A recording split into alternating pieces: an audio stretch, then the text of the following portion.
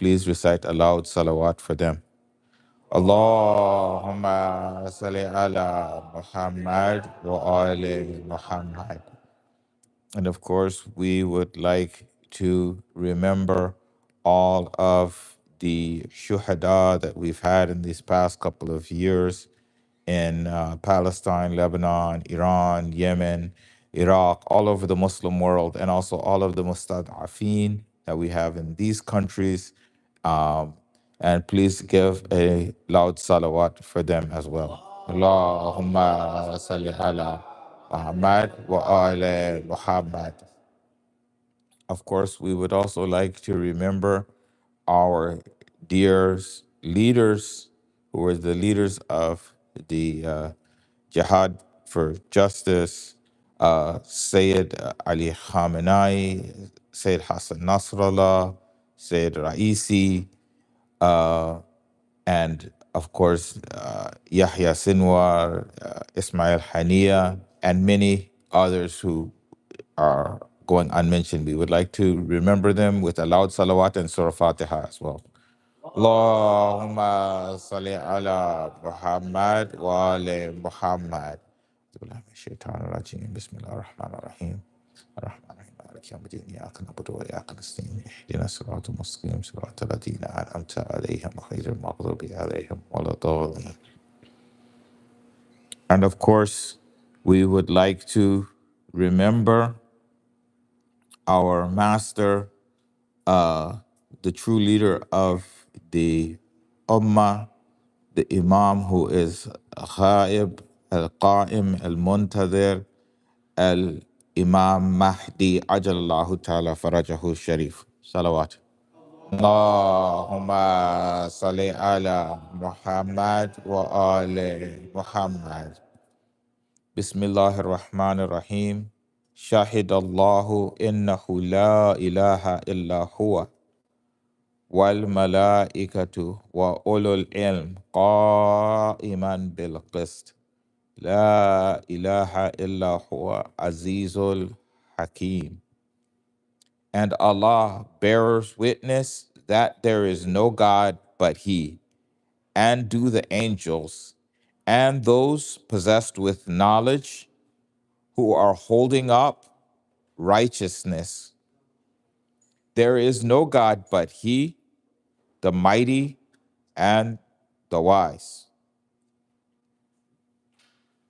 We are looking at this story of Imam Husayn from an important point, which is that he is completing the message of all of the previous and upholding the message of all of the previous prophets.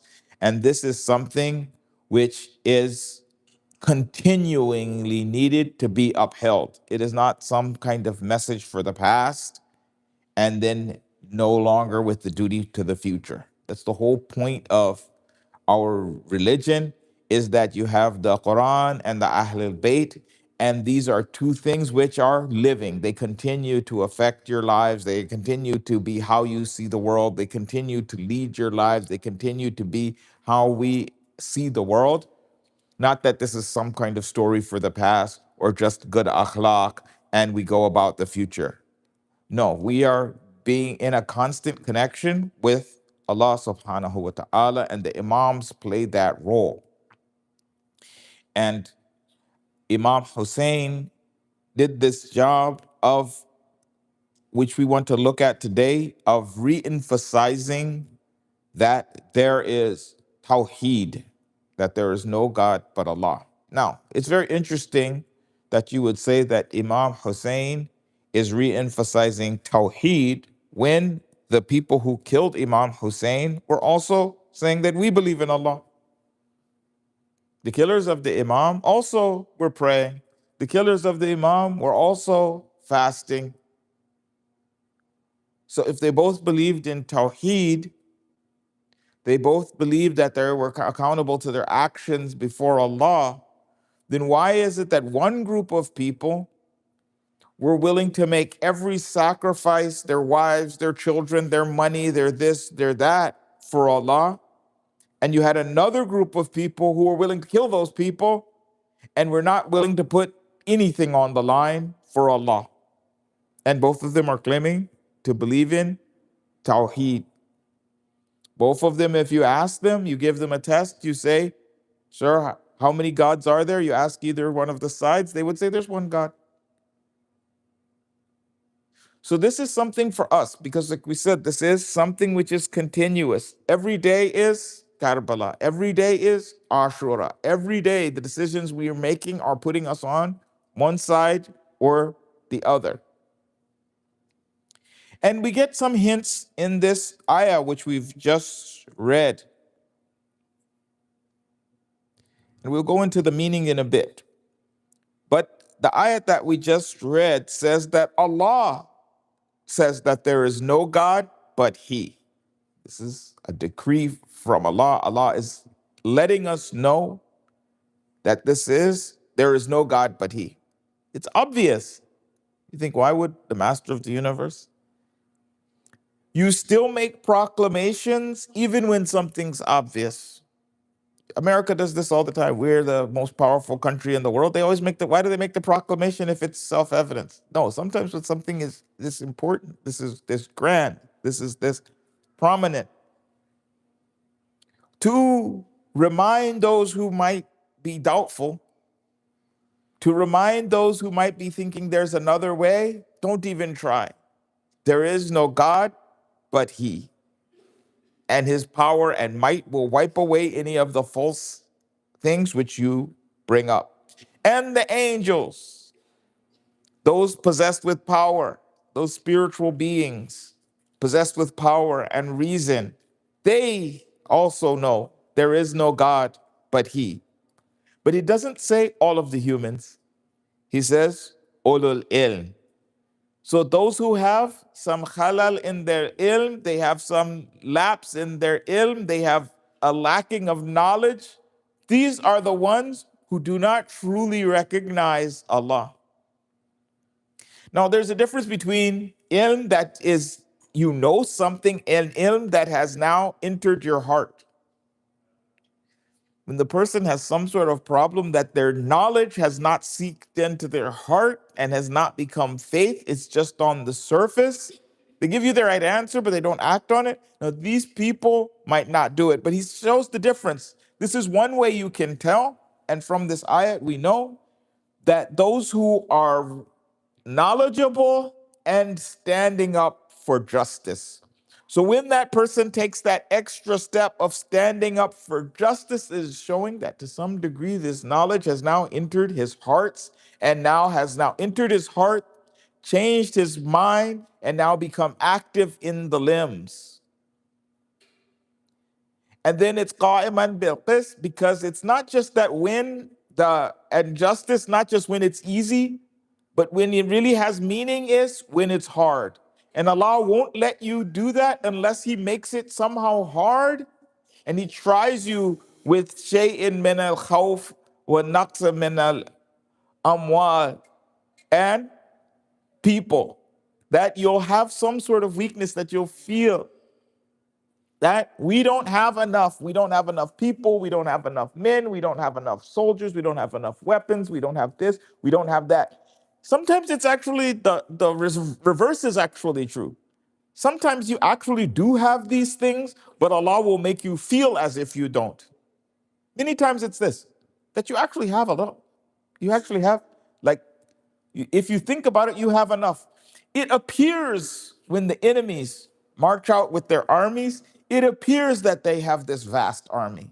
And Allah will let it seem to you as such, to test you, to see, are you really there for sure? So you'll march out and you'll have your little bitty army, and you'll have sticks and stones maybe, and they'll have a mighty army, and they'll have elephants, and they'll have this and that and the other. And it seems as if, oh, there's thousands of them and there's only few of us. But Allah also tells you that He will throw terror into their hearts. Tarahum jami'an wa qulubuhum shatta. You see them as one group, but their hearts are disunited. So if you start getting disunited and fearful and stuff, you'll think, oh, we're less than them. In reality, usually it's more. In reality, I think this is something that sometimes we need to get into our minds. In reality, usually the number of the believers, they usually outnumber the disbelievers. But you see the big army. Half of them are just there because they're scared of the Pharaoh, or they're this, or they're collecting money, or they're doing this, that, or the other, but they're not, it's not really serious. As soon as they start to get, things start to go badly, they run away. But they feel like a lot. You see tanks and airplanes and nuclear weapons and all of this, that, and the other. And then you're like, oh my God, we can't do anything. No. Do your duty and let Allah take care of the rest. So when we have these situations, that the Imam is now calling the people back towards Tawhid, to understand the meaning of what this oneness of Allah is. When a person somehow has an abstract idea, somehow because they see the world in front of them, this world looks big in their eyes, and what's with Allah looks small. So they think, I don't know, it's like a magic charm or something. Inshallah, when I die, I get what I can, and then inshallah, just to make myself feel better after I die, maybe I'm going to paradise. But it hasn't really sunk into the meaning of what that is.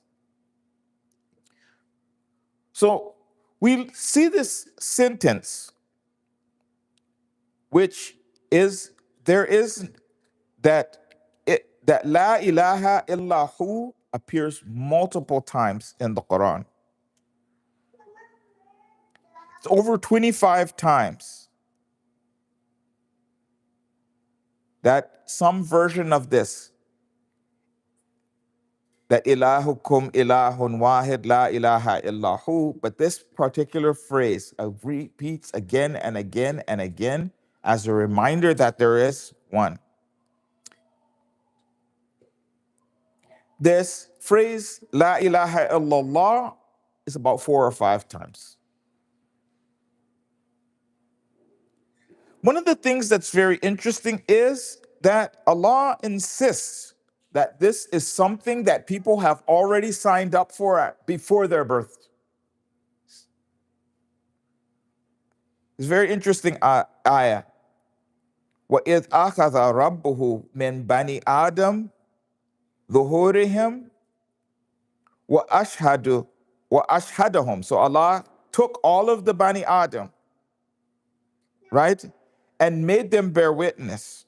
وَأَشْهَدَهُمْ عَلَى أَنفُسِهِمْ. He made them bear witness on their own souls. Alastu rabbukum, that am I not your Lord? Qalu bala, shahidna. They said yes, and we give witness to that. Antaqula, so that they can't say on Yawm al-Qiyamah, inna kunna an hadha ghafilin. It's very interesting because some people will say that, what about the person in the jungle and the person on a mountain? And Allah is saying, no, you already gave witness and I'm going to hold that against you. And when Allah says something like that, Allah does not say things about that, about like, controversial things. Like Allah says something like that when it's clear. So we don't have to give witness about, the details of salat. Oh, some person was in the jungle and he didn't know whether he does his wudu and he does shara with the yameen or the yasar. No, people don't know that. But instinctively, they know right away at the time of their birth that God exists, that they know a few things right away. They know they exist. They know God exists. They know that God is one and God is merciful to them and God is just. People know that. And this is how you can tell. If you ask, sometimes the babies get stuck, or small children or something like that. They can barely speak, right? And you warn them that Allah sees what you do, they understand the concept. They shouldn't understand. It's rather abstract if you think about it, that Allah sees what you do. But why does the kid get afraid? Why does the kid take the lesson? Sometimes I've had people be like, oh, the dogs are I'm like, don't tell them the dogs are going to get them or the police are going to get them. Tell them that Allah sees what they do. And the children, are afraid. The children know. Even when we remember back to our childhood, our parents would say, yeah, Allah's got, oh, did you do that? If you lie, then Allah's gonna know. Maybe I don't know, but Allah's gonna know. And then the child will get scared and tell the truth because he's afraid of Allah. Why do we think that? If you tell them to ask, if you're not able to get it, ask Allah for help. The children understand the concept. So it's showing that these children, they don't need a degree in falsafa and this and that and study and to try to grasp the concept. There was one time there was a Catholic priest and he was saying how much Qul huwallahu ahad is better than one of their creeds or whatever. Like they're like, we testify that God is one and he's the Father and the Son and the Holy Ghost and this, that, and the other. And when he is born, then I don't know, you get the cookie and it does this, that, and the, they were like, this is like a whole long litany of things of what their beliefs is. It's like a little paragraph. It's about the size of maybe, it's similar in size maybe to this Allahu la ilaha illa huwa hayyul qayyum, something like that. Like you read that, it kind of takes a few minutes. When he read it out, it took about that. But Qul huwallahu ahad, he was like, this is so, he's a Christian. He was like, this is so much better than what he have. He's like, it's concise, it's less words. So if you can get the same message, you can get something deep and you get it in 3 lines, it's better than if I take 5 lines or 10 lines because it's concise. He said it's concise. You can understand. He's like, you can understand it. He's like, a child can understand it. Any Muslim can understand it. You can memorize it easily. He's like, me, after years of being in the clergy, I can memorize this and I can understand this. He was like, but any person can understand this. In reality, even he couldn't understand his own creed because when I've had friends who were Catholic, I've had Protestants, I've had this, I've had that. Sometimes they would be sitting next to each other in the like one Catholic priest and one other Catholic priest, or one Protestant priest and another Protestant priest, and they would try to explain the Trinity back towards me, and they couldn't explain it. I've seen Jewish rabbis try to explain their kind of confused view about Allah, about his like materialistic understanding, and they struggle to really get it out. Even you have like, if you ever talk to a Hindu or something, it's like a mix, like kind of what exactly is your religion? Like, be good, they can explain. Sometimes they'll explain simply, yeah, be good, Allah sees you. Sometimes they'll even accidentally explain their religion with Tawhid. Like when they explain it, yes, God sees what you do and you should be good for God. They can explain that. But as soon as they try to go into what their book really says, and it's like, this guy with 8 hands did this zulm to that guy with 2 hands, and then after that he came back and then he got sacrificed and X, Y, and Z is good. And when they try to explain it, it turns into a mess. Islam is very simple that a child can understand it. And that's a clear sign that this is from Allah. If it wasn't from Allah, then how is it that a child can get it? The converts get it. Sometimes I had a friend, he was like walking around and he heard the adhan. He's like, what's that? Said, it's the adhan. What's the adhan? This is the Muslim call to prayer. He's like, well, what does it say? Said, the guy just translated it. Allahu Akbar, God is greatest. I swear there's no God but Allah. I swear that Muhammad is his messenger. He didn't get in even to the Hayya ala Salat or anything. He was like, that's the religion I'm going to be. I want to be a Muslim. Didn't understand anything else. He accepted Islam on just hearing the adhan because it was with his fitra. It's with his nature. That it doesn't need itself. It's one of those things which are self-evident. The person has to be converted away from it. That line is so powerful. It's funny that the atheists now picked it up and they started trying to say that all children are born atheists and then they become Muslim later. Because that line that all the children are Muslim and become Jews or Christians or whatever like that later is so strong. They try to borrow it. It doesn't make any sense because that's not how children are. If you leave them alone in a cave and you say, call out to God, he'll help you, they don't be like, well, that's obviously impossible. No, they're like, oh yeah, that's right. Good idea. I'm stuck. Maybe God can help me. We understand that as human beings. Allahumma salli ala Muhammad wa ali Muhammad. It's very interesting that even Fir'aun and all of his arrogance and pomp and this, that, and the other, that when he was about to die, then he did i'tiraf to what he actually, and this is in his fitra. This is what, because he was panicked. When you're panicked, you forget about everything. Your money, your jewels, your this, your that, your the other. He sees the waves coming down on him. So there wasn't a chance to lie. This ayat is actually very powerful in multiple meanings. I'll read it for you, and then he said, قال آمنت أنه لا إله إلا الذي آمنت به بنو إسرائيل وأنا من المسلمين. He said, I believe in the God, that there is no God besides, that the children of Israel believe in him. And I am one of those who submit. One of the things which is interesting about this is the only person who would have heard this conversation would have been Allah. Like, because the waves are crashing in, all the soldiers drowned.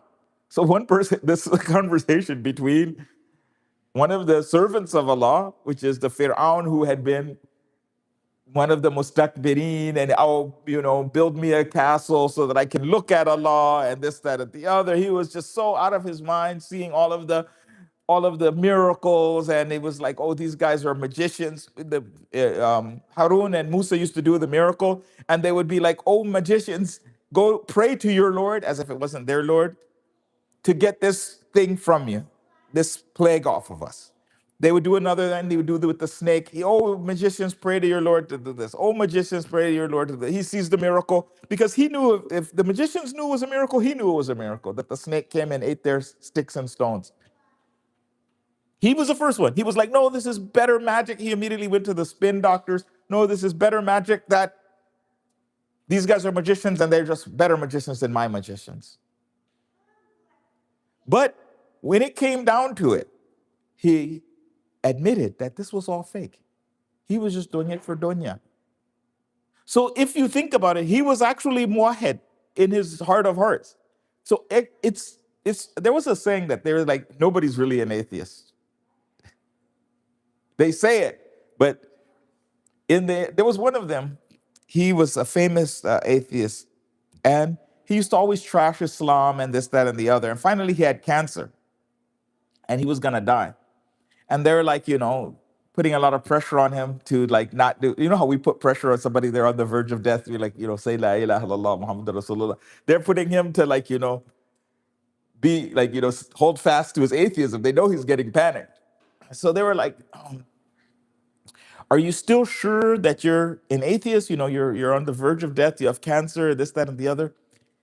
He was like, yes, I'm 100% sure, but I might say something crazy right before my death. What do you, he gave that like left that door open, that because once he sees a Malakul Maut and this, that, and the other, he's going to, now I think it was like, what's it, Richard Dawkins or one of them. He's going to probably, he knew he would run his mouth. He would out himself. And all of his, probably trying to keep his legacy of atheism alive, that he was going to go. And there was another one. And the atheist was arguing, I believe, with a Muslim about such and such. And he was trying to remember the name of a book, and he couldn't remember it. I think it might have been either been his own book or a book that he had written, like the Sharh for or something like that. So he was trying to think, he's like, what's the name of this book? What's the name of this book? And he was like, God help me.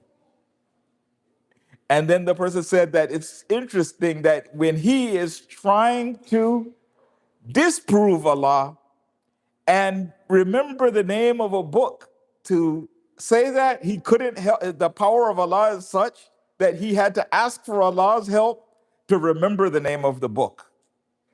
Please give us salawat. Allahumma salli ala Muhammad wa ali Muhammad. Allahumma salli ala Muhammad wa ali Muhammad. The line, Inni ana Allah, la ilaha illa ana, also is repeated in various forms in the Quran. That surely I am Allah, and there is no God but me. And it's very interesting. there is all of this ta'keed, emphasis in Arabic that surely I am Allah. Even they say that this line, ikhla na alayk, that when Musa comes, Allah says, put aside your shoes, meaning anything besides Allah, put aside. All of your concern about your family, you're concerned about this, you're concerned about that, that surely I am Allah, there is no God besides me. Put everything else aside, even for a prophet. Because we end up in this world and it starts to mess with us, except for that we have it's very interesting how Amir al-Mu'mineen, when he's like, talking to himself, because they said that one of his companions, Muawiyah said, describe him to me. And then he said, his commands was like, I used to see him sitting in the corner of the masjid, groaning like a person who was bit by a snake. Like if you bit by a snake, you don't die right away. You're in pain, you're suffering, and you're like worrying and stuff. And he was like, oh dunya, gharru khairi, or ghurir khairi. Oh dunya, deceive other than me. So even he is trying to make sure, like reminding himself not to pay attention to this. He's like, your worth is little, your length is short. So the Imam was trying to remind people about the real meaning of Tawhid. And these people had a lack of understanding of Tawhid, but the mamba of their lack of understanding of Tawhid, the source of their lack of understanding about Tawhid, is they're having a bad idea about Allah. And most of us have a bad idea about Allah too, unfortunately. We know as soon as something goes wrong, we start, why is this happening to me? And this, that, and the other. And, alhamdulillah, inshallah, most of us never get to the blaming Allah, but having this negative thoughts that Allah isn't there and Allah doesn't know what's happening and Allah isn't the one who allowed this to happen to you. Like if I'm in a safe training ground, right? Sometimes most of us have been like either coaches or students, or we have kids. And sometimes in our little training for the football or basketball, or just you have your kids playing, you'll let the kid go ahead and fall down, right? You let him fall down, or you let him burn himself sometimes. He keeps trying to touch you, be like, hey, that's hot. And he keeps trying to touch. Sometimes you're letting him learn the lesson. Why? Because you're letting him learn for the bigger, so that when it's more serious, he won't do it. So you say, hey, this is hot. He doesn't do it, but you're not gonna let him like douse himself in acid, But you let him hurt himself a little because you're trying to warn him to this. Really, we need to be worried if we're doing the bad stuff and nothing happens to us. If Allah keeps letting us have some sort of uqubat, then that means that this is actually a kind of a good sign. Because when you really make Allah angry, He's like, okay, you know what? Forget it. You, I keep warning you, telling you it's hot, setting out reminders, giving you rewards, giving you good, giving you bad. You don't listen. And you know what? I'll let you do what you want. A friend of mine, actually, he's not, he is a friend of mine. So I shouldn't say that he's not. He used to have a show in Iran for the children. And he would do like the sharh of different ayat. And he said that he was using this like for the awliya of Allah versus the regular people. He said that a shirt that your shirt or your t-shirt, he was like, you wash that every day. You don't let it sit. He's like, maybe your jacket, once a month or something like that. He's like, a carpet, you wait to the end of the year and then you get a stick and you beat it. These people who are bad, that the people who are good, a lot of times you do something wrong and Allah will warn you. Or Allah sometimes puts you in the punishment so that you can show the sabr. meaning like Allah gives you the problem, you lose the job, you don't get the whatever it is that you wanted, so that you could have sabr. Sometimes that's the thing. Sometimes Allah puts you in the mushkil so that somebody else can do the good deed. Meaning like if you weren't sick, then your wife couldn't get the reward of caring for you while you were sick. So sometimes that's what, like, you're like, why is this happening to me? Think about Hazrat Ayub. Would his wife have had a chance to be Sabira if Hazrat Ayub never got sick?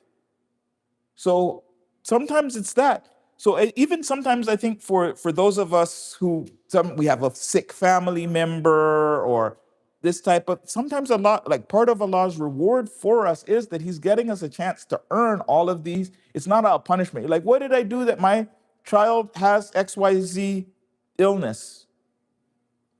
I'm like, oh, what did I do? I was prayed and I fasted and I did X, Y, and Z, and I made dua, and I, did ziyarat, and I have some kind of mushkil, right? No, maybe Allah wanted, you know what? This person is one of my special servants. I want to give them a chance to earn that. The same Sheikh, he said that the child will eat candy. He goes after it and he eats it. The person who's a little bit older, he'll eat it if you give it to him, but he won't go after it. When you get a little older, you don't even like it. You probably turn it, you just eat it maybe just to make the people happy, it's just not your thing anymore. As you get older, he's like, you'll go over, it's like you'll eat an onion or it's something bitter. Then he's like, as you're really old, you'll go over and get it, buy it, the bitter thing, and eat that. So like the awliya, like Ibrahim or something like that, the weird, the slightest hardship, we have a problem. But the awliya, like Hazrat Ibrahim, he's finding hard things for himself to do and overcome. That we have from Amir al-Mu'mineen, please give us salawat. Allahumma salli ala Muhammad wa ali Muhammad. That he is, when they asked him, what do you like of this world? When they asked Rasulullah, he was like, perfume and women and salat. They asked Amir al-Mu'mineen, he was like, Saum bis-sayf, jihad bis-sayf, fighting with the sword, and a saum bis-sayf, doing fasting in summertime, and ikram al-dayf, taking care of the guests. Anything that's hard and sakht, he's going out of his way to try to do. He's like, this is the things I love of this world. He's going out of his way and trying to make his life harder, fi sabilillah. So the difference with the Imam Husayn's is they're calling people toward this real belief in Allah, which entitles that Allah is one, and Allah is just, and Allah is merciful, and Allah loves you, and you should love Him back. Not just Allah is one. Without those other things, that Allah loves you and you should love Him back, and that all of your salvation and all of your happiness and all of the good of this world and the next world is in putting yourself in the service of Allah. So you had one people who looked at it that way, and the other people, it was just like a magic charm to wear that, inshallah, when I die, I go to paradise. But I got to get mine here in this world.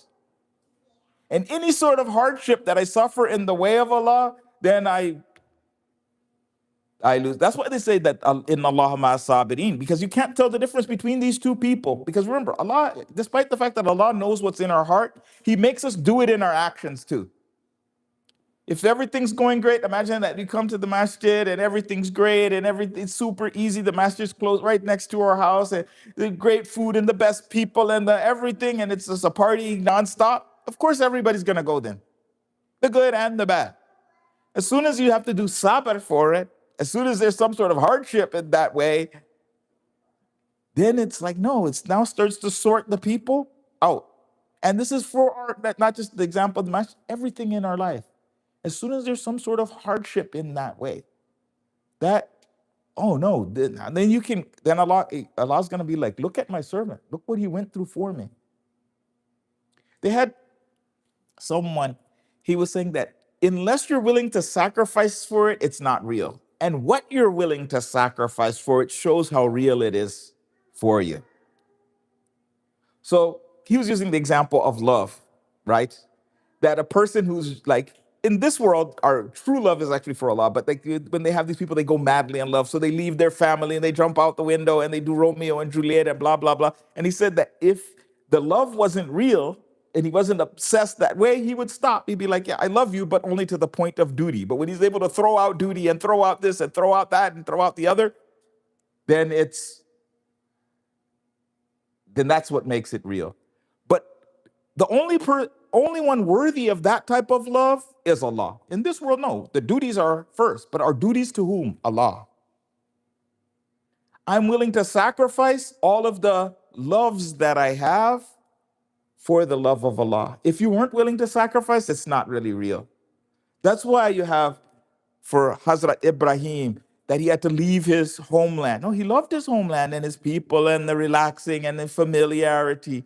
He had to go across the desert from his nice cities. He had to go and put his wife, who he loved and is young and beautiful, put her in the desert. Of course, it's not a sacrifice if he didn't like her. Oh yeah, get rid of her and maybe get another one. No, he really loves her and he cares about her and he has his duties and he has his responsibilities, meaning the instinctual ones, and his duty to Allah is more. And his baby, when it's perfect and it's finally here and I finally got what I always wanted, and Allah asks you for it. And when your child is now big, that lama balagha ma'ahu sa'i, finally, especially at those days, because infant mortality was the thing. Maybe he would die as an infant. But no, once he's grown, he's 15, 16, 13 years old, he's going to survive now. And Allah is like, no, give me that. And when the Imam is able to do that, then that shows that that love is real. Please give us salawat. Allahumma salli ala Muhammad wa ali Muhammad. So inshallah, we'll go to Karbala. Bismillahir Rahmanir Rahim. Allahumma salli ala Muhammadin wa ali Muhammad. Allahumma salli ala Muhammadin wa ali Muhammad. Allahumma salli ala Muhammadin wa ali Muhammad. So now we go to Karbala, and this is at the end. Imam is standing there, and all his friends are gone, and the enemies are plenty. His wife and his children are going to be captured. His children have been killed. His brother has been killed. And we know that sense of being alone is one of the hardest things for people to bear. The sense of being betrayed is one of the hardest to bear. The sense of being let down is one of the hardest to bear. You invited me here and now you turned against me. You invited me here to take care of me and you killed my friends. You invited me here. And Imam was steadfast and he was praising Allah and he was unflinching and he was brave.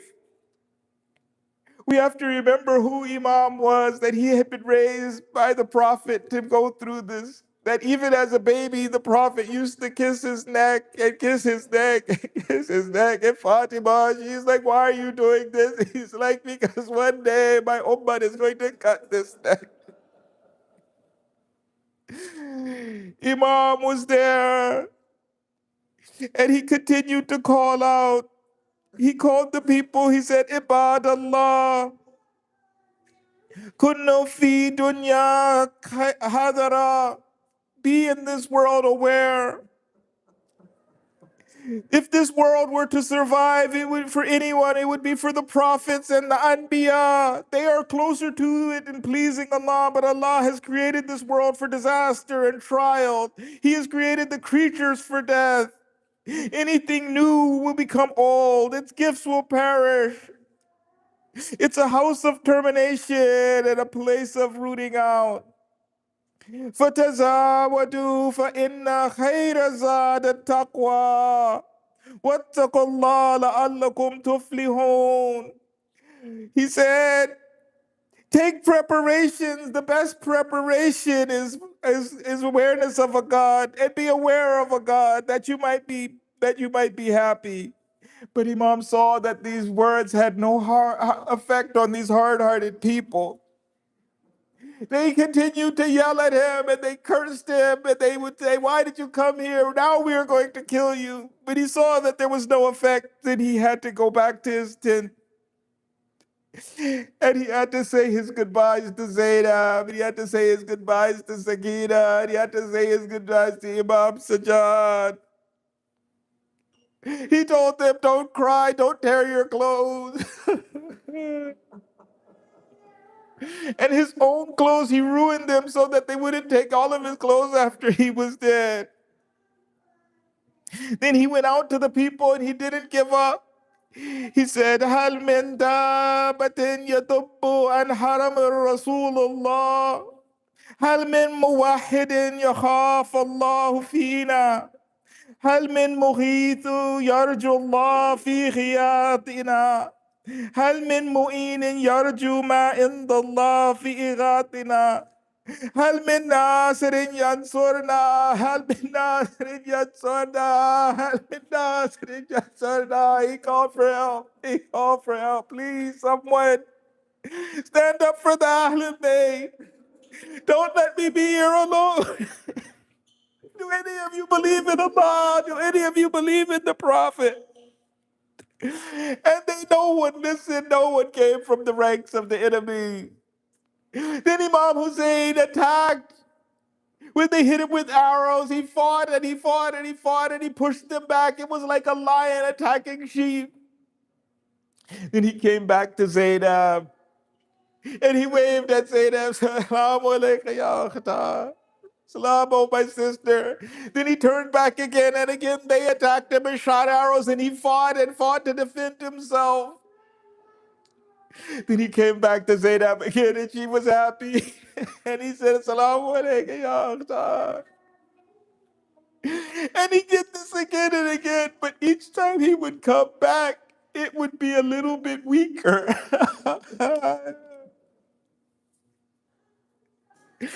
Finally, you couldn't really hear him, you just see him wave.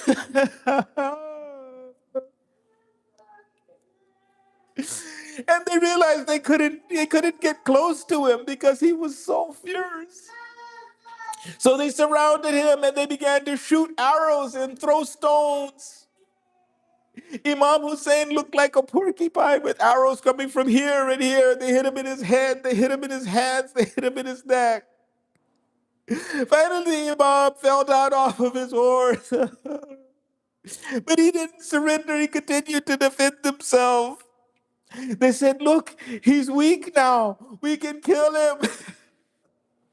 But the people were scared. Omar bin Saad said, we'll give a great reward to anyone who kills him. And finally, he got a small group of people. One of them, his name was Hassan ibn Tamiz. He ran up to the Imam and he stabbed the Imam with the spear. Another one named Abu Ayyub slashed him with his sword. Then another man named Zara bin Sharik, he hit his head with a hammer. And they stabbed him until he fell to the ground. And the last went that he pulled to his hair to cut his head. And then he stopped, his hand started shaking. He said, I can't do it. Oh. Omar bin Saad said, you have to kill him. No one would do it. No one from the army would do it. And finally Shimmer came forward. He said, I will kill him. I will kill the Imam. He went to the Imam and he grabbed him, he pulled off his helmet and he looked him in the face. Imam looked at him and he was covered with blood because they had smashed his head. They had cut his arm. Imam looked at him and smiled. He said, "Do you know who I am?" He said, "Do you know who I am?" He said, "I know who you are. I know your mother is Fatima Zahra. I know your father is Ali and Murtada. I know your grandfather is Muhammad and Mustafa. I kill you and I will be happy about it." Then he took his sword and he began to chop at the head of the Imam and chop his neck and chop his neck. And it wouldn't cut, so he chopped and he chopped and he chopped. And Zainab was sitting and screaming, "Oh my God, my Imam! Ya Abu Abdullah! You're killing him!" And he cut his hand and he caught and he walked back to the tent and he said, "I've killed him." And then they attacked the tents of the Abdullah.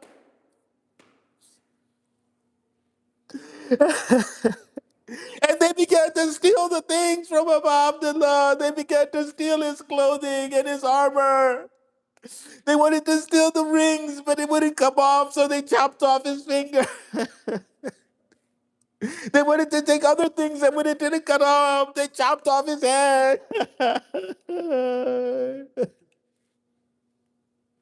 You couldn't even tell who was there.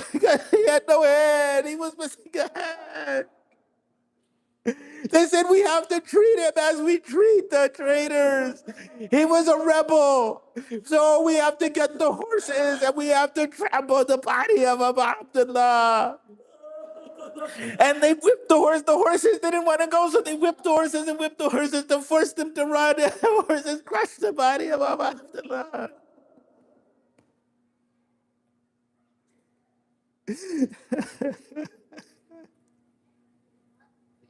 سيعلم الذين ظلموا أي منقلب ينقلبون